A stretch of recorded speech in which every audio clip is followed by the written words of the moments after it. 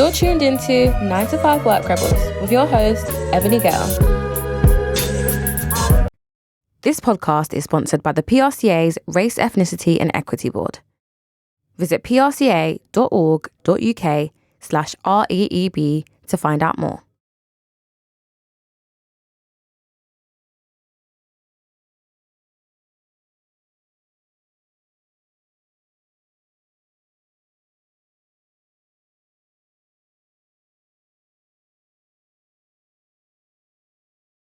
An agency born to showcase change makers within the Black community and create a more inclusive and equal landscape, which is very important work. So welcome, Jessica. Thank you. Excited to be here. Well, thank you for joining me. And just to give you a bit of a background, so the idea of this podcast essentially is to highlight and give the flowers to people of color who are working in the comms industry, who are doing really great things and maybe don't always get shouted about. So essentially we're giving you your kudoses and your flowers. So well done to you for trailblazing for yourself in the industry, okay? So much appreciated. You are most welcome. Let's start with you giving us a bit of information about yourself. So tell us about yourself and tell us about what you do. And then following on from that, can you tell us about what attracted you to sort of PR comms industry? Sure, yeah. So where to start? Okay. I'm Jessica. Thank you for the lovely introduction. To give you a bit of background information about myself and who I am as a person, I was born and raised in Bradford, which is in West Yorkshire, up in the north. My heritage is, my dad's from Dominica, small island in the Caribbean, and my mum is British.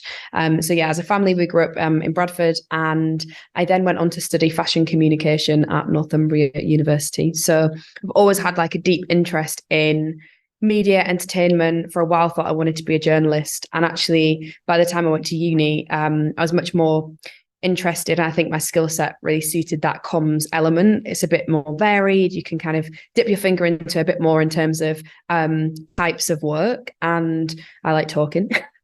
So it really kind of suited me. And I think going to university and sitting through all the different modules, it became really solid to me. Like, this is the avenue that I want to take. And actually I became less and less interested in fashion and more interested in YouTube. So it was at that point when I started watching YouTubers at university when nobody else really was. I'm near to 30 now, and I must have been about 15, 16 when I started watching YouTube. Firstly discovered a few US YouTubers, and then also it was at the time of the new age of British YouTubers, KSI, Zoella, Alfie Days. And so when I went to university and I was watching, YouTube as a hobby, it was, how can I intertwine my interests? And, I love comms. I really like working in this kind of side of the industry. I also love watching YouTube. And I think this is going to really expand as a vertical. So I, at that point, just discovered that these YouTubers had management teams, which I couldn't believe. All my friends still thought it was weird I was watching people in their bedrooms doing vlogs and answering, Q&As. So for them to have management, I basically just started doing research into that, what kind of businesses were around. And I discovered Gleam Futures, which was one of the UK's first, digital first talent management companies. They were looking after Zoella, Alfie Days, who was then Pointless Blog, Casper Lee, and kind of made it my mission, if I'm being honest. I thought that's what I'm going to do when I finish uni. Like, I really want to work there. So I did a year in PR in Leeds, just as a kind of an account executive, obviously around the corner from mum and dad. It was quite nice. And then after a year there, I thought, this is it. I'm going to push the boundary, challenge myself a little bit, move to London and get this job. So I started working as a talent assistant at Gleam Futures, and it was nearly 8 years ago now. So yeah, time's flown by. That's amazing. Talk about manifesting. You were manifesting away, weren't you? I love that for you. Before even knowing that word, but definitely what it was. I had it, I printed off the job description. I was like, this is what I'm going to do. I think the role had a slightly different name at that point. It was a talent producer. When I started, then I was a talent coordinator. Right. And yeah, I worked there for 2.5 years. It was brilliant. I learned so much. I think from moving to London was like one of the biggest changes, especially from small town like Bradford, which is a great, really multicultural city, but much smaller scale. Newcastle is less of a multicultural city, a bit bigger. Met a lot of interesting people at uni. But I was very I was very conscious of the fact that my course wasn't very diverse. There was me and there was one Black student from America and one Chinese student, and that was it out of 60 students. Wow. Had I known that before I started, I may have chosen to go to a different university. Right. But I also, because I was hyper conscious of that, I think moving to London and starting this new role was even more aware of that than when I was in my new office. And so what drove me to then work in, not just in comms, but thinking about how do we continue to diversify this industry and make sure that Black talent, Black creatives, women of color are doing more. And I think from my first position to where I am now, that's been the main focus of actually, if I really want to stay in this industry, what do I feel passionate about and how can I help create that change? And so that's kind of how season 25 was born 3 years ago. Amazing. I love that for you. And I love that you've come and started your own after, setting out. And your university experience sounds quite hard. What university did you go to, did you say? It was Northumbria in Newcastle. Okay. Yeah. And So it kind of makes sense because I've been to Newcastle for work things, and but at the same time, it's still shocking to think you and the person from America and someone you said from overseas. So it's like, wow, just the three of you, literally. Yeah, and also, sorry, there was 2 mixed race girls. I've forgotten that, but 4 people out of 60. So I'm just trying to now rack my brains. But there's a noticeable difference, and Absolutely. I think what I was dead set on going to what I felt was the best university for what I wanted to learn, and they had a 98% higher rate straight out of university. People had really great CVs. They'd gone on to do really great work. Yeah. And obviously, when you're spending so much money, you want to ensure that what you're doing after university is all worthwhile. Yeah. And you're kind of clouded. You might go in for an open day, but it's 2 hours of a day really, where you're just having a quick look around that specific area of the university. I didn't spend too much time in Newcastle, so if I were to do things again, maybe I would do them differently. So yeah, that kind of, I guess from there, that has been a noticeable factor within this industry and within marketing, entertainment, comms. But moving to London and obviously now working with the talent that we work with, hiring the amazing team we've got at season 25, it's great to see how many young Black creatives, both behind the scenes and in front of the camera, are kind of having their time, and that we're a part of that. That's amazing. I think that's lovely. And it's really interesting that you say that in terms of actually your university experience kind of set you up for how PR and comms is in itself, the fact that, it is predominantly a white industry. So essentially you got kind of an introduction to what it'd be like going down the road, even though now, things are starting to pick up, but it's still majority white, it's still 91% white. So it's really interesting. And again, you've already answered my next question, which was going to be about what attracted you to the industry. But you mentioned your love for YouTube and wanting to be doing something in comms. And I get that. Like, I am a YouTuber. I love YouTube. I'm always on there consuming it. I've been consuming it for years. But I was also one of those people that looked at my daughter who was like you, in the room watching people vlog about their lives. And I'd be like, oh, is it really that interesting? Like, I used to like watching certain particular shows on YouTube. But now I find myself watching some of these sort of vlogs, which I never would have thought I would have done. But yeah, it's really interesting. Very interesting. I think YouTube is an amazing platform because it's giving anybody the opportunity. You don't have to have a really fancy setup. The very most you need to have a phone with a camera that can video you. And I think it gives so many people the opportunity to be seen and heard that would never have had that 20 years ago. So yeah, and it only continues to grow. And actually, we work a lot with the YouTube team behind the scenes on their initiatives and projects, specifically the YouTube Black cohort, but also lots of the strategic partner managers at YouTube who are now given a chance to work specifically with people that, they think have a chance to develop on them. They got somebody who they can, lean on for advice, learn how the platform's working, learn how to use it to the best of its, not abilities, but services, and actually really grow their career on YouTube. So it's been great to work with them and like watch people's career grow from this one platform. Yeah, it absolutely is wonderful. And like you said, I feel like it helps to sort of level the playing field essentially, because you've got artists who can put their music straight up on YouTube. You've got those who are in entertainment, want to do commentary. You've got so many areas that people are covering, beauty, all types of areas, and I love it. You just have your own voice and you can create your own little tribe of people. I think it's wonderful. Exactly. So yeah, and TikTok also is another one that I absolutely TikTok's a whole new minefield. I love TikTok. I love TikTok. I have to limit myself on TikTok because it's so easy to be sucked into that. So easy. There's time I'm in there, I'll be like, what time is it? Oh my God. Like, that's what I've got to do. Like, it can be like that. Okay, so moving on into your experiences, right? So one of the things I always like to ask people about is, when did you really become aware of your ethnicity? Now, obviously, you've grown up, you've grown your skin, like me. I've grown up as born here, young Black girl, but essentially, obviously, I obviously knew I was always Black, but essentially one of the most points that kind of stick out, like a really key point in life, is when I was going to secondary school. So I just finished primary school, you transitioned to the first year secondary, and I was heading off to secondary school, and I started to hear about these groups of white thugs called Chelsea Smilers, and they were known to literally go up to any Black, brown person and take a razor and cut them across their face, which is called the Chelsea Smile.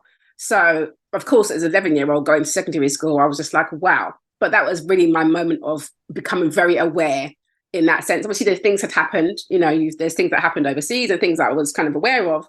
But in my world, in my little world, that was something that definitely made me kind of sit up right and be like, God, like, this is absolutely insane. Is there anything like that for you? Hopefully not as traumatic. Oh, there is actually one kind of severe moment that springs to mind, that I actually I went to do a bit of work with it's an Instagram page called Mixed Race Faces, and I briefly kind of mentioned this story. So it's not a nice experience to go through, but in terms of in a similar way to you, definitely a moment where it really slaps you in the face, the fact that actually, wow, I've got to be really aware of these things. I've got to be kind of careful, potentially in certain groups of people and conversations that are happening. And it was actually, again, in secondary school. As I said, I think I was quite guarded to like any kind of feelings of racism because I'm from Bradford. Bradford is very multicultural. There is a big Caribbean community. Obviously, half my family is Black Caribbean. There's a big Pakistani community. I've got lots of Muslim friends. I've got lots of Sikh friends. And from primary school, I had a tiny primary school, but there was always Black and brown faces. And secondary school, the same. And it wasn't a dividing factor. And actually, lots of friendship groups were a real nice blend of different people. Obviously, it's quite a poor area as well. It's not, in terms of the working class, generally, it felt like there wasn't any issues between different race of children. Everybody seemed to be on the same kind of playing field, playing level.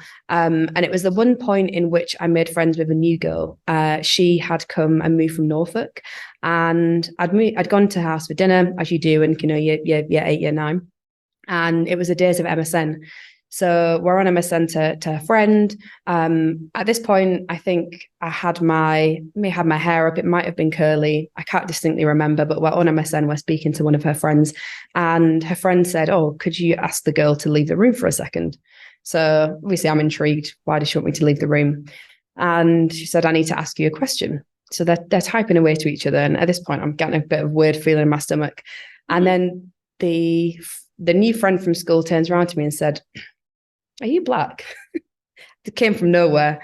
We'd never had the conversation. She'd never met my dad. Obviously, there are certain points in the year I'm very white passing. If my hair's up, if it's winter, if I'm looking pale. Yeah. And clearly it hadn't crossed her mind that actually, when she hadn't seen my family, she didn't realize that I was actually mixed race. Yeah. And in that moment, obviously, like, my heart was racing. It's like, am I in a racist person's house? What should I do? Do I need to ring my mum to come and collect me? Yeah. And yeah, she basically then said, my dad doesn't like Black people. And I'd never had this conversation with anyone before. And that's when that was the first time it hit me, like, wow, this is something that I need to kind of think about and be very aware of. So yeah, obviously at that point I left and felt a bit unsettled. And it was the first point then I really started to like think about identity and actually what that means. So in a similar way, not a nice experience, but one that stuck with me. It would stick with you, especially if you think of that person as your friend or new potential friend. New friend, yeah. You're open, you're like, hey, you're not thinking about that. And I think, wow, you must have been like really taken aback. Did you go home and talk to your mum about it and your dad about it? Was it like one of those issues? I didn't, because I felt a bit embarrassed and a bit scared to bring it up. I didn't want to like upset them, and I didn't want to cause scene, and I just left it and just didn't speak to the girl again. Yeah. And then years later, I told my parents, and they were obviously shell shocked. They were like, "What? You know, why haven't we discussed this?" And obviously, you know, worked through that. Yeah. But yeah, we've obviously had discussions when we were older, and I think definitely the most we've ever spoken about race and identity as a family was during June 2020 and the months before that. And I moved home actually before I set up the business, so it's the first time as an adult that I'd lived with my parents again since being 18. And my sister was at home. She's only 4 years younger than me, so you know I was 25, she's 21. So as grown-ups, where I sat around the dinner table and we're having these conversations off the back of obviously the Black Lives Matter movement and the resurgence of that in the US. And I think that's a really important time for us to have as a family and speak about, you know, my dad's experiences as a child, my mum's experiences marrying a black man, and us as mixed race children, like things that we'd gone through that they hadn't realized had ever affected us. Yeah, interesting. It must be really eye-opening for you and quite an Absolutely time for you and your sister and your mum and dad, because you're clearly sharing stories that none of you would have necessarily shared before. So it'd be like, wow, I didn't know that. Wow, you know, probably. Yeah, it was a real learning. I think definitely beneficial for all families to be able to do that with each other. Yeah, absolutely. No, thanks so much for sharing that. And that actually reminds me of the story that Kate Asici shared in the last season. But she was younger. She was in primary school, and she used to play with this little girl all the time. She's about five or six. She's played with the little girl all the time. And then one day the girl wouldn't play with her, and she kept saying, trying to say hello, and why didn't you play with me? And she told her, my dad doesn't like black people. And imagine that, as little children. As a small child. As a small child, and you think about the one that you help with, that's someone who's grown up with that same kind of, raised in the same sort of prejudicial, racist environment. It's just so sad because these are innocent children that end up taking on, what they learn behaviors. So really interesting. So hopefully that girl and this girl in question have now forged their own thoughts and grown with age and no longer have those kind of hope so. Exactly. But we will, and I think what is important is, say if I had the chance to speak to her now, I would want to bring that up, and I'd want to delve into why, what happened, why was it that thought process, and hopefully that, she's grown out of those feelings that she once had from her own dad. Would hope so. It's either she's grown out of it or she's gone full force. Who knows? But hopefully we'll never know. I actually have no connection with her anymore. Well, fair play. But hopefully we can put the energy out there. Hopefully we put it out there. Okay. All right. So speaking of race, I wanted to get into it in terms of your career. So do you feel like your race, your ethnicity has ever held you back in your career? And have you ever witnessed or maybe experienced workplace racism? And if so, how was it handled? So I will be honest. I think I can look at this from two perspectives. I think definitely I've always had the feeling that but firstly where I'm from and also who I am, that I have to work hard. I've always known that, in terms of getting into this industry specifically, in terms of my financial background, I'm going to have to really try to fight for these positions. So I think I've never tried to let it be a blocker in my own head. And as I mentioned, obviously earlier, there are lots of people who might pass me in the street quickly and never think that as a black woman walking in the street, I'm not a black woman, I'm a mixed race female. And I've got, I've my light skin tone. And I think there are probably, what's the word? There are times in which that might have helped me for sure versus a black woman who's going for the same job. And I don't ever want to speak on behalf of black women because I can't actually say that I know exactly their experience. Everybody's lived experience is different. But what I can comment on is having seen other workplace racism to both black and brown women, not even just within this industry, but as early as my first job, which was at McDonald's. I'm thinking way back, to where we worked with a lot of young white men, and there were some young black and brown females who were disrespected in the workplace, and that's from an early age. But I've never been scared to kind of stand up and shout when I think something's wrong. I personally haven't experienced any racism towards myself in the workplace, but from understanding, as you've mentioned, obviously we've all read the statistics and we all know the general I guess, employee background of most people who are working in these media and advertising and marketing roles that are white, privately educated, very different to me. And also feeling like I still stuck out like a sore thumb, even if I'm, not a Black woman. I'm a mixed race female. I've got a different accent. And when I went to my first job, I felt it very clear that I was different to everybody in that room, that office. And I think that, great, I've got my foot in the door, but I never wanted that to be enough. I wanted me to be able to use that to then start actually bringing in, my Black friends, other creatives from other people of color, and other people who I know would be fabulous at what they do that haven't yet had that chance. Yeah. So I think it's maybe using that privilege as a mixed race person to actually spread that and bring in as many of the people who I know are deserving of those roles and positions as I could during my, previous career. Brilliant. I get what you mean on that. I get it. And I think that's fair. That is your experience. And so you're essentially saying you witnessed it. For you, you haven't necessarily had the experience of racism, but you have definitely felt different as a woman of colour in the spaces, with also being from Bradford, so you felt that kind of being the odd one out, essentially. Yeah. Absolutely. I understand that. Thank you. And speaking on that, has there ever been a time where you did say you kind of would speak up? So was there a time where you spoke up on something that maybe you witnessed, or you maybe tried to self-advocate or speak on somebody else's behalf, or you thought, this isn't quite right? Or maybe you wished you had, but you didn't get a chance to because you didn't feel brave enough. All understandable. Yes, I think there were times in previous roles for sure.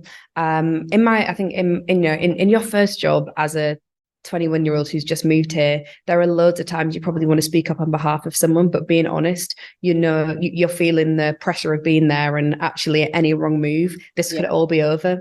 And I think a lot of people probably have regret on even small things that they know that it's in the back of their head that they feel they should have said more on.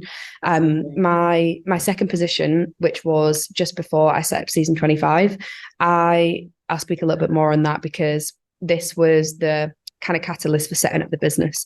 It was again so it was COVID. Obviously, we were all sent home to work from home, but I'd been experiencing small microaggressions from the CEOs of the business, two men who didn't work from the UK. They were British born and had moved to the US, disconnected from the rest of the team in general.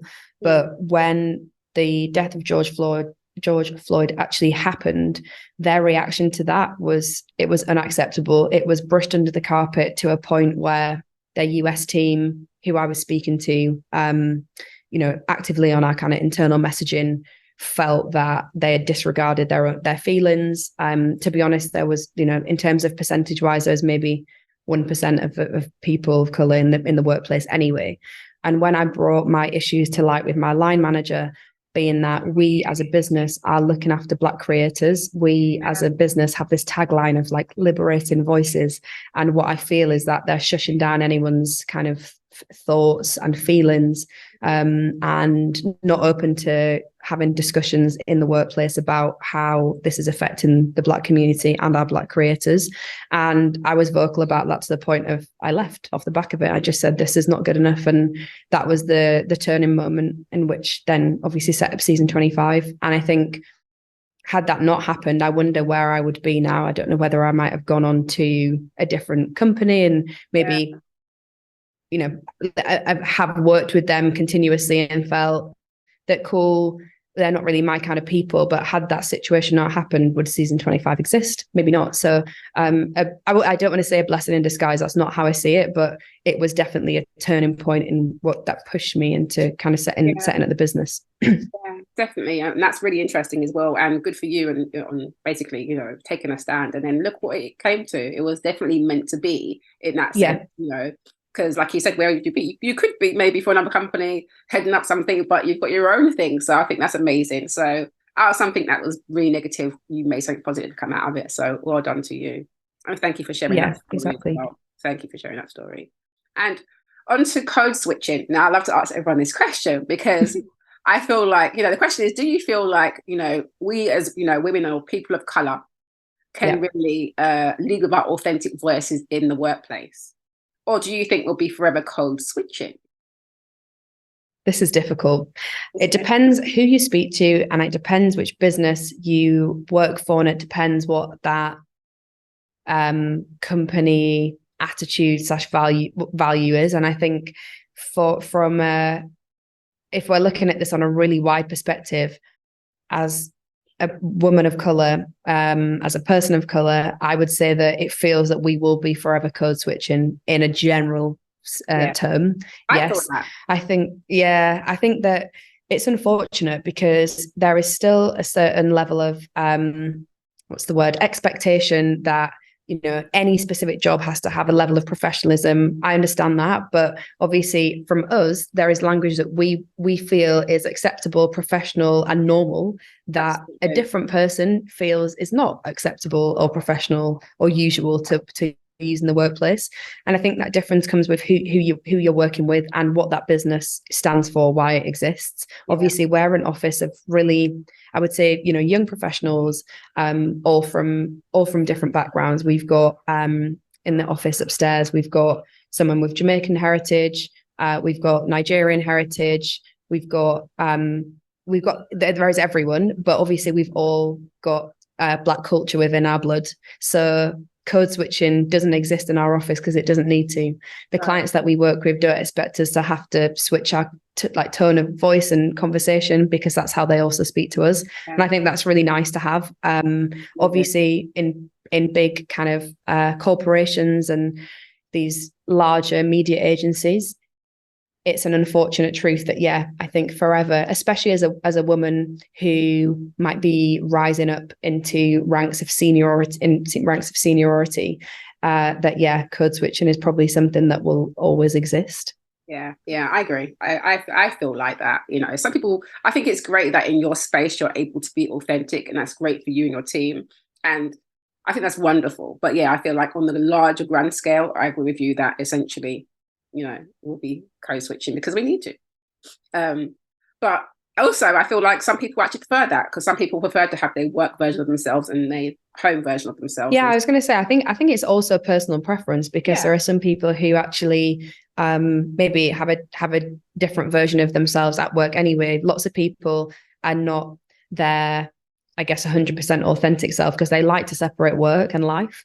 And I get that. I've got friends who they go to work and they work and that's their hours done. They're not people who spend a lot of their kind of personal time with their their colleagues, and they like to, once they're at home, be themselves. And I get that. So I think it might suit your personality to want to do that because you have work you and home you. Yeah, I get that. I agree with that. This podcast is sponsored by the PRCA's Race, Ethnicity and Equity Board. Visit prca.org.uk/REEB to find out more. So, when would you say you became aware of the colour bias within the PR and comms industry? Because obviously you had that stint at uni, but you might not have realised that this is what the work situation looks like. Yeah, I think probably that was the first instance where I realised I'm in this room of people and wow, there are only white people here for sure. I think, did I expect it to so closely match then the industry that I was going into?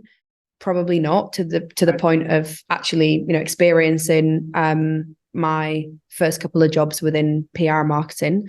I was lucky. I think I did a few internships. You know, I would do a week at Fashion Week, and the two people that I was put in a team with the first time I ever worked at Fashion Week were Black and mixed race, and actually together we made a really great team. We had such a laugh, and I think that put me into false pretense of what the fashion world was actually like, because we were just sweeping the floor, making up boxes, doing goodie bags, and we were, you know, front facing. So when I think that in my moving to London, you had a few weeks to settle in, and seeing London on a whole versus London at work, that's when you see the huge contrast of like, this is what I'm seeing when I'm walking on the street. These are people who I'm partying with, people who I'm making friends with, versus this is who is in the office.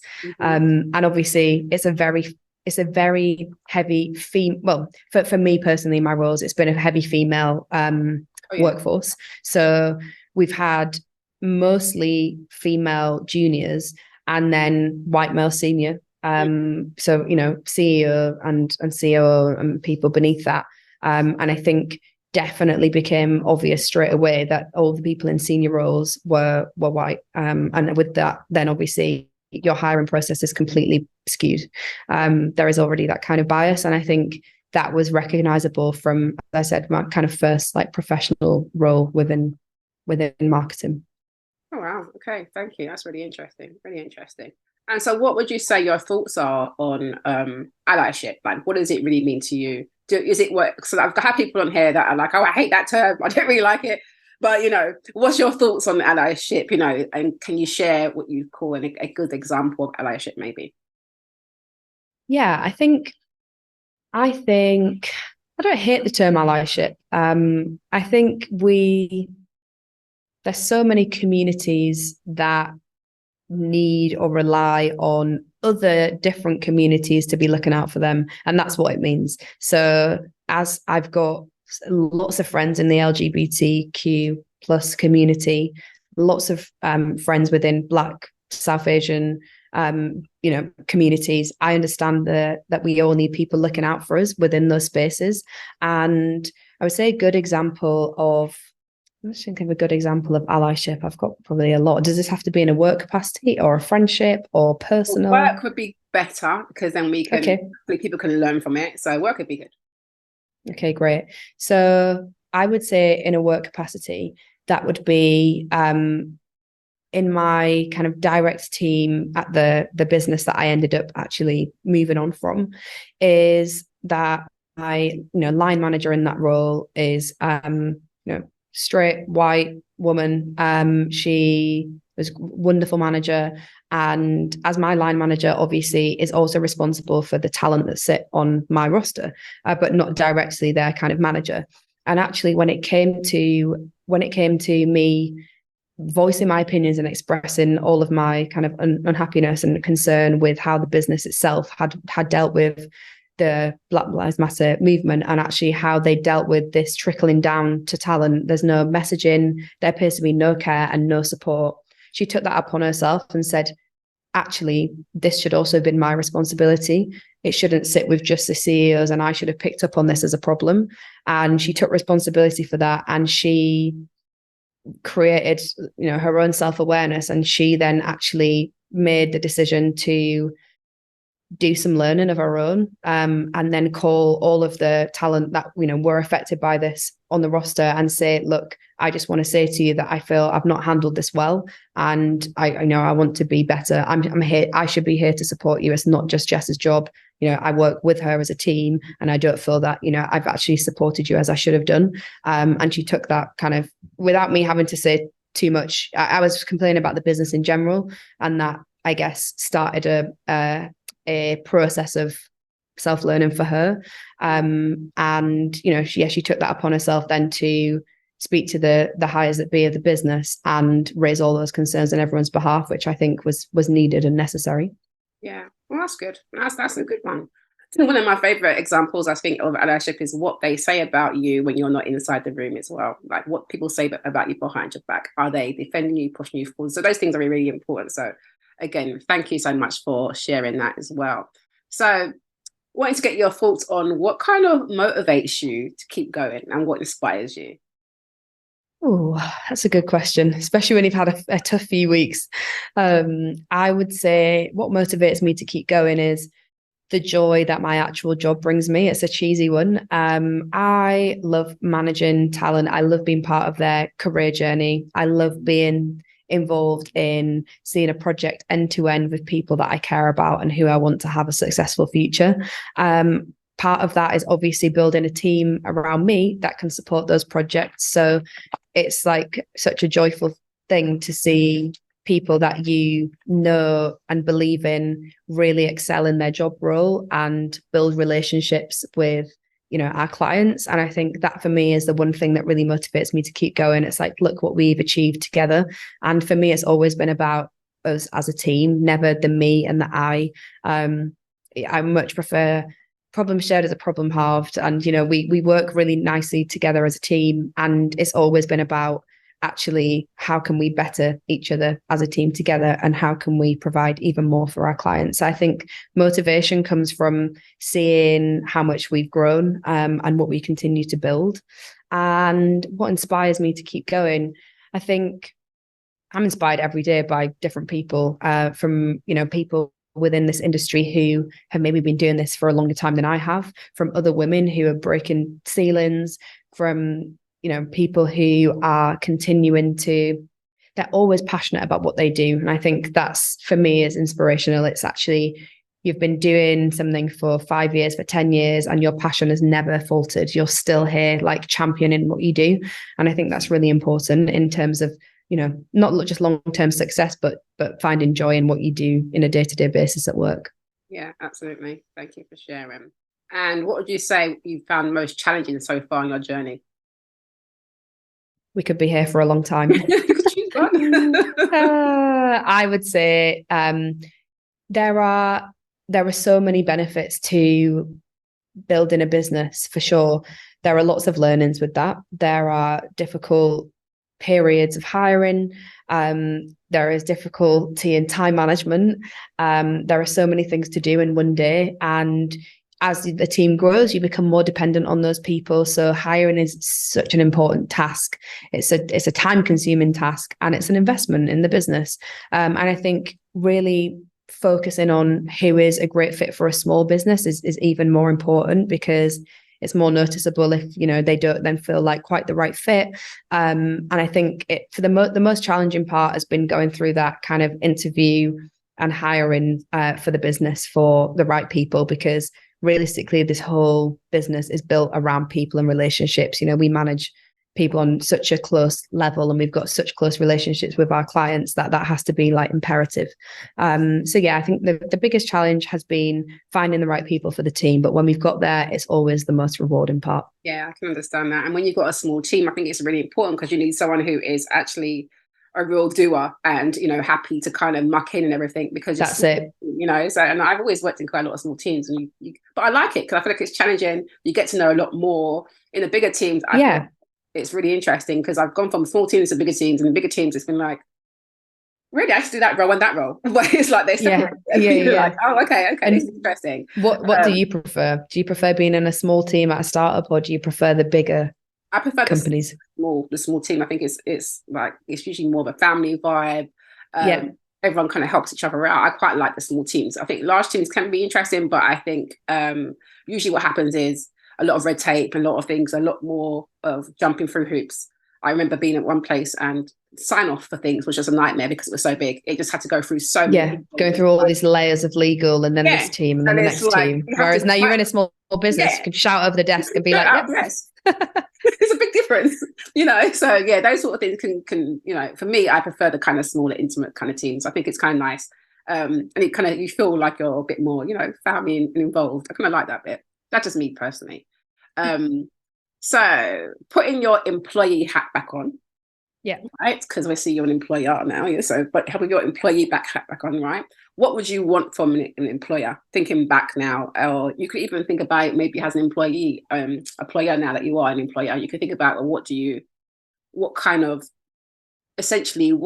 of environment are you creating for your team? Because obviously what makes a good working environment and what you want from an employer, those are the kind of questions I'm trying to phrase it around. Because as you know, as a woman of colour, we go into spaces, we want these great jobs, but what else are we looking for in terms of the environment? Yeah. I think in terms of environment, if I were an employee looking at me as an employer, I would be thinking about, outside of the working hours and the job role itself, I'd be looking for somebody who I felt I could be really honest with.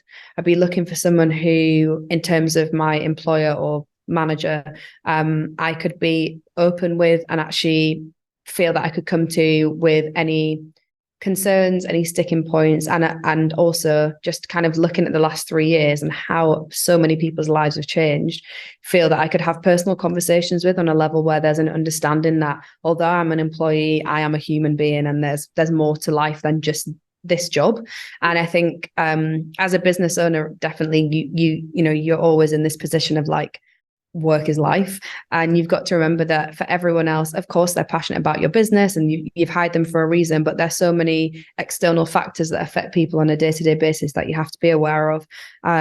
Obviously, great to have some employee benefits. So I like to think that we do nice lunches and we put on a party every year and we treat everybody well. But I think the most important thing is feeling like you can have like an open and honest communication with that person, and that they understand there's other things that are going on that might affect work every now and then. And I hope that I am an employer that shows that. Yeah, I think that's really important. That's really lovely too, and very definitely important. I think putting my different hats on, I'm thinking it's so important to have that dialogue where you feel like you can kind of open up and people understand that you're just not just a machine, you have a life. And I think that's really you kind of highlight that. So thank you for sharing that too. So for your, obviously with your employer, how honest you are, what does DEI look like to you? So as an employer, DEI looks like from the offset, when beginning the hiring process, making sure that firstly, you're advertising in all of the right places to reach as wide an audience as you possibly can. That means, avoiding your generic just LinkedIn posts and actually thinking about where can we reach the audience that it's not just that we're looking for, but where can we reach the most diverse group of people? And that means that we've got to go for lots of smaller, different communities, be that job boards that we know are specifically for Black industry professionals, be that job boards that we know are for 16 to 25-year-olds, be that. So we need to think, I think from that very first instance, we want to reach as many different people as we can. And that's the first thing that we're thinking about. Secondly, we're thinking about, and definitely for me as an employer, there's never any requirement for higher education. We don't base people's worth on university degrees. It's about actually who we feel is a really great fit for the business. And that is, again, we try to look at as many male CVs as female CVs. It's not always possible within this kind of industry. And it's looking at people's, background in terms of where they have gone to school and what area they grew up in, and ensuring that we're not being biased towards certain groups of people than others. We obviously want to always give people of color a chance to get into this industry that maybe never had that before. But we're also looking at skill set and where we think your skills are relevant for the business and where we can help you develop, because we want people who the business is also going to benefit, who we think are going to really learn here. So ours is about reaching from the offset the widest target audience that we can in order to bring the right people into the business and give them opportunity where they maybe didn't have that or won't have that at another business. So the second hire was actually Nick, who is wonderful. He's actually a little bit older than me and a male, and we have completely different ways of working, but it's brought in a whole different aspect to the business. And from that, we've got somebody from a background of working in a school who she did kind of marketing in a sixth form college, and is really passionate about music, doesn't have any direct experience managing talent, but is wonderful in terms of organization, and she manages all of our campaigns. We look at that kind of diversity in terms of previous experience, as well as just looking at ethnicity, age, and background. So it's a diverse and as many ways as possible. Yeah, I love that. I absolutely love that. That sounds amazing. Okay, so we're going to move into your proudest moments now. Okay, so cool. Can you tell us about your proudest moment? It can be work, can be personal, it can be a career highlight. Proudest moment was our first season 25 1-year anniversary party, which happened, was it our 2-year? Sorry, it was last year when the business was 2 years old, because the year before we couldn't have parties due to COVID. But it was basically getting everybody that we work with in one room and celebrating all of our successes. But not just that, it's just seeing people in one place and being like, wow, we've managed to bring all these people together, people that know each other before, talent that had never worked with each other who are now like best friends. We had Simply Shire, one of our spoken word artists, performing a piece. We brought in Record Shop, and they are a music platform for kind of undiscovered artists. And from the second it started to the second it ended, I didn't stop smiling, didn't stop dancing, didn't stop speaking to people. And as a business, been managing to fill a room of 150 people with great vibes, good food, Black culture. It was a really proud moment. That was the proudest moment. Sounds amazing. I'll be looking out for my invite for future ones, because that sounds next one. It's going to be a yearly thing. I love it. I love that for you. That's amazing. And so, what are your thoughts on how the industry will evolve over the next few years? What are your thoughts around that? Because you've got evolve. AI. Involve. I was going to say evolve in terms of like actually the whole marketing sphere, or you can take your pick, because really there's a few areas. You've got AI, you've got DEI, which seems to me to be dropping off of certain people's radar at the moment. There's been that push since George Floyd, and now it's like, okay, the boxes are gone, whatever else. AI, I think, will change potentially the way we do business, but you might have different thoughts about how you might see it evolve in the next few years. So it's open. I think that in general, I think that brands, talent, people who are sourcing and looking for comms and marketing services are going to start coming to smaller businesses with purpose over the big conglomerates. And I think that although in these larger agencies and the big kind of advertising, marketing agencies that we're used to seeing will, and whether their DE and I initiatives continue to flounder, which, let's be honest, they have since 2020, these small businesses like us and like our peers, like Charlotte, who runs 7-6, like Chloe, who runs We Shift, like the Vamp Girls, we're seeing more and more business through our doors. And I think that's because of the service, the personal service that you can offer a brand or a client by deeply understanding who they are. And I think that we're going to see more success of these small businesses, potentially even kind of grouping together and working together over these larger agencies that are, as you say, run by rules and process and lack a diverse workforce, because it's becoming more and more important for you as a brand to have a team behind you that inherently understands culture and community. So in terms of that, I think that small businesses will continue to flourish and will, collaborate more and more with each other in order to service communities, and not just a Black community, different underserviced communities. And then the AI thing, I can't even comment on. I think it's an interesting time, and I hope that in 5 years we're all still able to fulfill our roles without the help of AI.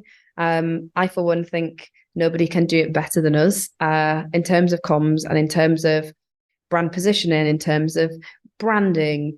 I truly believe that we as humans have that understanding. AI might be helpful in other ways, but yeah, I'll have to kind of wait and see how that pans out, I think. Fair play.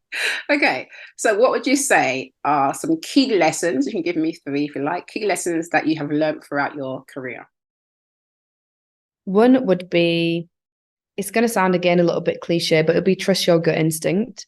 You can look at data and you can look at previous experience, but if you've got a feeling, 9 times out of 10, even if the facts all say against it, you know yourself. And I think if there is a person that you're uncomfortable with, a situation that you think shouldn't have happened, a hire that you think isn't quite right, trust your gut instinct. My number 2 lesson would be, remember to have fun. I think things feel so heavy a lot of the time, whether you're an employee, an employer, a business owner, or you've just got a really kind of stressful job. I think it's important to just sit back every now and then and take a deep breath and just remember, like, this is such a big part of our lives. We have to try and enjoy it. If you're really not enjoying it, take a step back and think about moving positions, asking for a change in hours. Life is too short for us just to be unhappy at work. And number 3 would be to always learn from other people. I think that we rely so heavily on ourselves and expect us to be able to do everything. And I think it's really valuable to lean on other people who inspire you. Could you like grab coffee from them? Friends in a similar industry, can you lean on them for advice? I don't think it's kind of a flaw or a disservice to yourself to work with other people and let them teach you. Absolutely agree with that, and some great key lessons there. Absolutely. And what advice would you give to younger people of color considering entering the industry? I would say that if you're kind of high school age and you're looking to go into media, entertainment, comms, marketing, get as much experience as you possibly can by reaching out to the right people. I think I had such a high rate of no response on emails. I was going in trying to work at all the big fashion houses, and they were never going to respond. I think look at who in your community is doing what you want to do. They're much more likely to want to support you as a young person. They might be offering internships. You might be able to just shadow someone for 2 weeks. Be honest with what you think about them. Like what have they done that impresses you? What projects have they worked on? And always make your approach to them personal. Speak about what you really, as I said, what you really like that they've worked on and why you want to potentially work with them. And after university, I think it becomes even more difficult. I think you are fighting with so many other kind of graduates. And I would say that above anything else, don't lose yourself just for a job. I think be true to who you are and actually what it is that you want to do. And if you're, at a point where you've gotten experience in some companies like ours and like some other small businesses, I think feel confident in yourself and knowing your skill, value, worth, and keep trying, keep hustling hard. It's all about working hard and continuing to believe in yourself. Yeah, absolutely agree with you. Thank you for sharing that. Now, lastly, we're getting into mindset. So it's the last few questions. So cool. How do you deal with the internal mindset war? So the whole issue of sort of managing self-limiting beliefs and things like that. I think that's a difficult one for everyone.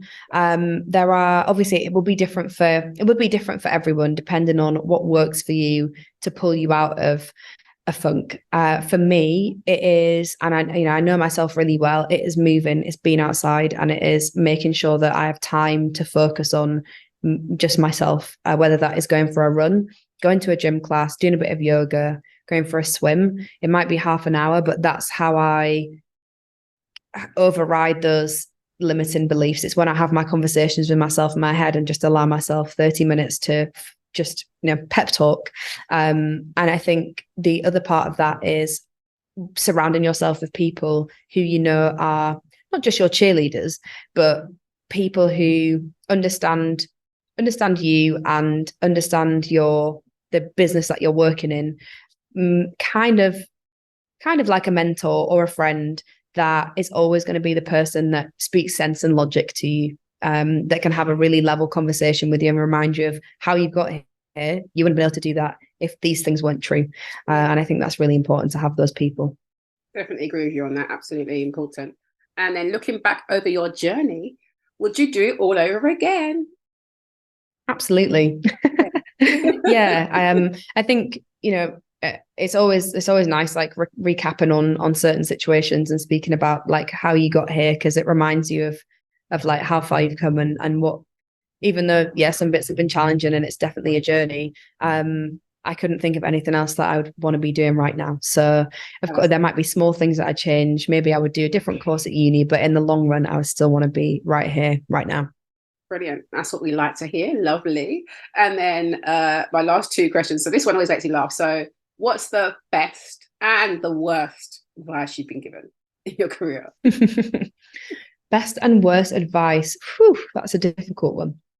I would say best advice was from Dr. Adana, who I still work with today, on leaving the old business and setting up my own, which was also heavily supported by my parents and partner. In the moments of, weighing up the pros and cons, they were very much the people who surrounded me and said, what is there to lose? You're 25. If it doesn't work out, there are so many other jobs that you can go to with the experience that you've got. And they pushed me into it. So that was the best advice. Start your own business. Worst advice would be, I can't say it would be the worst. When I was working at McDonald's, my dad was dead set on me, actually, you shouldn't go to uni and you should buy a McDonald's franchise. Now, I don't know where I would be if that would have happened. Interesting, because people love McDonald's. Yeah, and I'm not, if you speak to my friends, they'll be like, God, there she is banging on about McDonald's and how great it was. The most part of that job, you learn a lot. It really puts you instead for kind of hard graft. And worst bit of advice kind of in this particular industry. Do you know what, actually, I'm only literally having this thought right now, but I think the worst bit of advice, and this comes from a lot of people, is to take every opportunity. I actually don't agree with that. I think I've taken on over the past year or so multiple speaking opportunities and panel opportunities and done everything because I thought that's what I should do, because I thought they will never come again. And I think actually to hone in on your expertise, you should be intentional with those things and think about what it is that you actually really do want to do, because you stretch yourself really thin. Yeah. And you're speaking on topics that you're maybe not quite right for and confident for when someone else would have been really great for that opportunity. So I would say, controversially, don't take every single opportunity, take the ones that are right for you. I agree with that. I think it's about being intentional, because there could be lots of things that come across your desk, but not everything will be right for you. Not everything you might align with. So absolutely, at first it sounds like, oh yeah, let's take it all, but no, actually you burn out too quick, way too quick. So I agree with that, absolutely. And of course, lastly, do you have any rules that you've implemented along your career journey? So, for example, when I first started out, my whole ethos was kind of like, okay, if I am in a position and I don't see myself moving up, or there's some sort of hindrance with moving up the ladder, I would also move out. Don't feel any way about moving out and up, and just keep on pushing. Basically, was always been my kind of motto. So what about you? Okay, so my rule would be, I've got a couple. It's funny because one of my rules is about work-life balance, but I always break it. There's not too much of that. I think it's important actually to touch on that. So my one rule that I've always and kind of stuck to from setting up my own business is that the weekends are my own, and actually there is nothing that urgent in this line of work unless there's specific days where I'm on a shoot that can't be avoided, but there's nothing that can't wait. And for us as humans who need connection and need to live our own lives, connecting with your friends and your family, your partner, your children, in those moments when we only get those 2 days per week, the rest of it can wait till Monday. And I think that's just one thing that I am trying to kind of input and apply a little bit more, especially with age, because life goes so fast. So, work your 110% in all the hours that you can on Monday to Friday. And I do that, but take a little bit of time to fill your cup back up elsewhere on the weekend. Very important. Very, very important. I appreciate you sharing that. Thank you so much, Jessica. It has No been problem. lovely speaking to you. Thanks for having me. No, it's been wonderful having this chat with you. I really, really enjoyed it. So can you let our listeners know where they can find you if they want to connect with you? Absolutely. You can find me on Instagram, Jessica E. Joseph. You can find me on LinkedIn, Jessica Joseph, or our season 25 page. And I think that's it. Email me, jessica@season25.com. That'll be the last one. Well, there you go. Well, thank you so much. So this has been Gems in Comms with the lovely Jessica Joseph. Now, like I said, get in touch with her if you want any information. But otherwise, we will be back very soon with some more wonderful people from the world of comms. So thanks for listening and stay tuned. Bye. Thank you. Thanks so much. Bye.